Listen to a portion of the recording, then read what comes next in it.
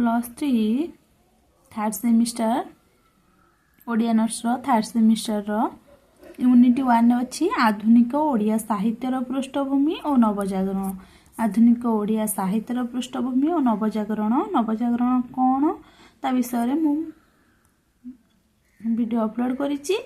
एबे मु इंग्लिश शिक्षार विस्तार बा इंग्लिश शिक्षार विस्तार किपरि हैला ता विषय आलोचना करिवि। तापरे पाठ्यपुस्तक पत्र पत्रिका प्रकाशन तापरे मुद्रण यंत्र प्रतिष्ठा और भाषा सुरक्षा आंदोलन पर आलोचना करिवि। यूनिट 1 अच्छी इंग्लिश शिक्षार विस्तार बा इंग्लिश शिक्षा किपरि भाबरे आसिला। ईस्ट इंडिया कंपनी 1803 मसीह ओडिशा को अधिकार करनेले। ईस्ट इंडिया कंपनी देश को आसी केते मसीह आम देश को ओडिशा को अधिकार करनेले ना 1803 मसीह शासन चलाइले East India Company. Pathan Mughal और मराठा शासन काल में ओडिशार जाबतीय विपर्यय सृष्टि होइथिला।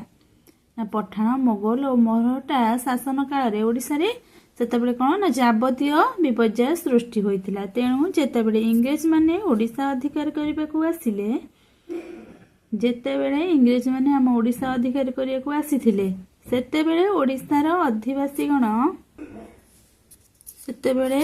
अधिवासी गण तांको विरोध न करी मध्य स्वागत कले काहाकू ना ईस्ट इंडिया कंपनी कले। कंपनी रो शासन प्रतिष्ठा 14 वर्ष पर अर्थात 1817 मसीह खोर्धारे पाइक विद्रोह संगठित हैला। ईस्ट इंडिया कंपनी बसिबार 14 वर्ष पर 1817 मसीह खोर्धारे पाइक विद्रोह हैला। यह हैला ओडिशार प्रथम जातीय आंदोलन। ओडिशार प्रथम जातीय आंदोलन होउची पाइक विद्रोह जहाँकि खोर्धारे होइथिला। एही विद्रोहर दमन परे परे पश्चिम ओडिशा रे सुरेंद्र साय इंग्रेज मानक विरोध रे विद्रोह घोषणा कले। एही विद्रोहर परे परे ना पश्चिम ओडिशा रे सुरेंद्र साय इंग्रेज मानक विरोध रे एक विद्रोह घोषणा कले। से बाहरिक कले अवशेष 1857 मसीहा हैला भारत वर्ष रे सिपाही विद्रोह। पाइक विद्रोह हैला 1817 सिपाही विद्रोह हैला 1857। 1817 मसीह 1857 मसीहा पर्यंत निरवच्छिन्न विद्रोह सृष्टि होइथिले हैं ओडिशार जनसाधारण को ताहा विशेष भाव में प्रभावित करि नथिला। आधुनिक ओडिया साहित्यर आदि पर्व रे एसबु विद्रोह प्रति कौनसी लेखक सचेतन थिला परी मने हुए नाही। एक पक्षरे ओडिशा रे निरवच्छिन्न विद्रोह एवं अन्य पक्षरे ओडिशार साधारण लोकमानंक निस्पृहता एहारी मध्यरे ख्रिस्टियान मिशनरी मानकर ओडिशा को होइची प्रथम आगमन। ओडिशा को किए आछंती ना ख्रिस्टियान बा मिशनरी मानकर आगमन होइची 1822। ईस्ट इंडिया कंपनी सरकारक सुजोग नेई मिशनरी माननकु ईस्ट इंडिया कंपनी सरकारक सुजोग नेई मिशनरी माने धर्म प्रचार करिसंती एवं नूतन शिक्षा व्यवस्था प्रचलन करिसंती। से माने हम ओडिसा रे मिशनरी माने एही शिक्षा व्यवस्थार लक्ष्य थिला ख्रीष्ट धर्मर प्रचार।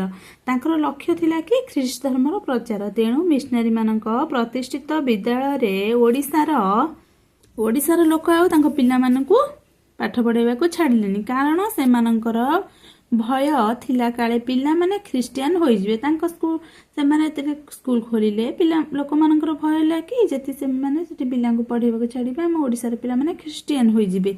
मिशनरी शिक्षा व्यवस्था रे संस्कार आनिले लॉर्ड विलियम बेंटिक। तांकर आईनी परामर्शदाता लॉर्ड माइकेल गोटे शिक्षानीति प्रणयन कले।